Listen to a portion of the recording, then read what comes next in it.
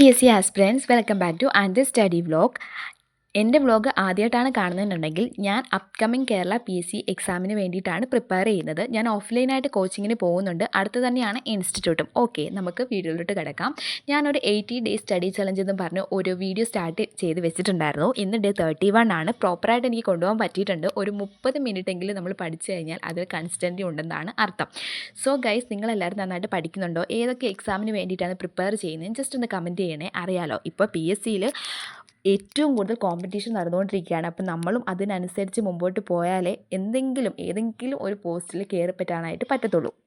Okay, ഇന്ന് ഞാൻ പഠിച്ചത് തൊഴിൽ വാർത്ത, PSC ബുള്ളറ്റിൻ, പിന്നെ SCRTയിലെ നോട്ട്സൊക്കെ ടെലിഗ്രാമിൽ വരുന്ന പോൾസ് ഞാൻ എഴുതിയിട്ട് പഠിക്കാറുണ്ട്. സയൻസ് പാർട്ടൊക്കെ അത് കൂടുതൽ ഇമ്പോർട്ടൻസ് ആണ്, അതുകൊണ്ട് തന്നെ എഴുതി പഠിക്കാറുണ്ട് കേട്ടോ.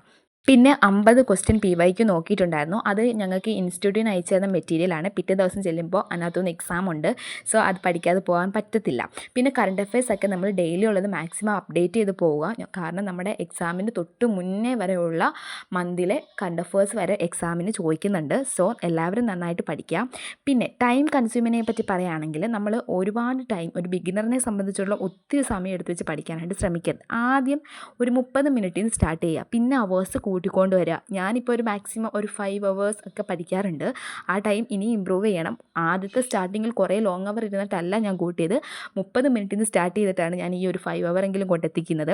സോ ഇത്രയും പഠിച്ചാൽ പോരാ, ഇതിലും നന്നായിട്ട് ബെറ്ററായിട്ട് പഠിക്കണം. എങ്കിൽ മാത്രമേ നമുക്ക് നല്ലൊരു പോസ്റ്റ് എത്തിപ്പെടാൻ പറ്റത്തുള്ളൂ.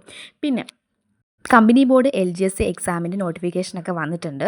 അപ്പം അതിനെല്ലാവരും അപ്ലൈ ചെയ്യുക കേട്ടോ. അപ്പം നമ്മൾ ഒരുപാട് വേക്കൻസി ഉള്ള ഒരു പോസ്റ്റാണ് അത്. അതുകൊണ്ട് തന്നെ എല്ലാവരും ആലോചിച്ച് പഠിക്കുക. Do subscribe and bye bye guys.